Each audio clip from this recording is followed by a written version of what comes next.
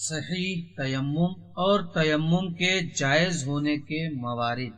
تیمم کرنے کے لیے تیمم کی نیت سے ہاتھ کی پوری ہتھیلیوں کو ایک ساتھ خاک یا جس چیز پر تیمم صحیح ہو رکھیں گے۔ البتہ بعض مراجع کے فتوے کے مطابق نیت میں یہ معین کرنا ضروری ہے کہ تیمم وضو کے بدلے میں ہے یا غسل کے بدلے میں، اور اسی طرح اگر غسل کے بدلے میں ہے تو کس غسل کے بدلے میں۔ دونوں ہتھیلیوں سے گرد و خاک کو جھاڑنا بھی مستحب ہے۔ اس کے بعد دونوں ہتھیلیوں کو پیشانی اور اس کے دونوں طرف جہاں سے بال اگتے ہیں ابرو کے اوپر کھینچیں گے، اور چہرے کا بقیہ حصہ مسح کے حدود سے خارج ہے۔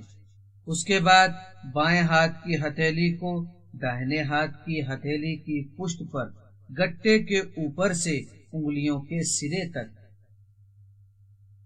اور اس کے بعد داہنی ہتھیلی کو بائیں ہاتھ کی ہتھیلی کی پشت پر اسی طرح کریں جیسے پہلے بتایا گیا ہے۔ انگلیوں کے بیچ مسح کرنا ضروری نہیں ہے، لیکن ضروری ہے کہ مسح کرتے وقت نیچے والا ہاتھ جس پر مسح کیا جا رہا ہے وہ حرکت نہ کرے۔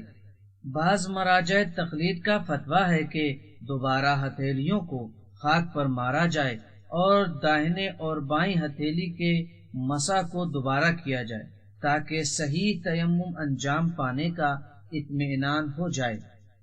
اب نظر کرنا ہے کہ کن حالات میں وضو یا غسل کے بدلے تیمم کیا جا سکتا ہے۔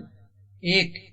اگر پانی موجود نہ ہو، مثلا ہم ایسی جگہ ہو جہاں پانی نہ ہو، یا پھر وہاں پہنچنا یا اسے حاصل کرنا ناقابل برداشت اور مشقت کا سبب ہو، یا اس بات کا خوف ہو کہ اگر پانی کے لیے جائیں گے تو کوئی درندہ یا چور جان یا مال کو نقصان پہنچائے گا۔ جس شخص کے پاس صرف غصبی پانی ہو تو وہ اس سے وضو نہیں کر سکتا، اور اس کی حیثیت اس شخص کی سی ہے جس کے پاس اصلاً پانی موجود نہ ہو۔ 2. یہ احتمال دیں کہ پانی ہمارے لیے نقصان دہ ہے، جبکہ یہ احتمال لوگوں کی نگاہ میں درست ہو۔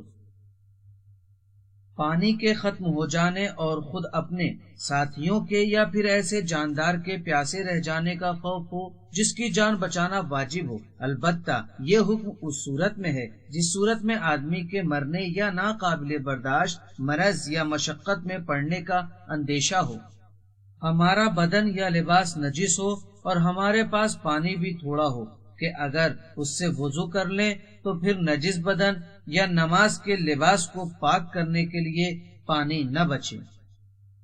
نماز کے لیے وقت کم ہو، یعنی اتنا اطمینان نہ ہو کہ اگر وضو یا غسل کریں تو بغیر مستحبات حتیٰ بغیر سورے کے وقت کے اندر نماز پڑھی جا سکے گی۔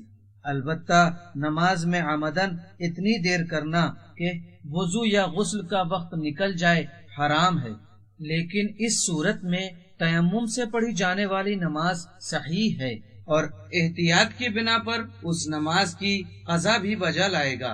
قابل غور بات یہ ہے کہ اگر غسل کرنے سے شرم آتی ہو تو اس سے تیمم جائز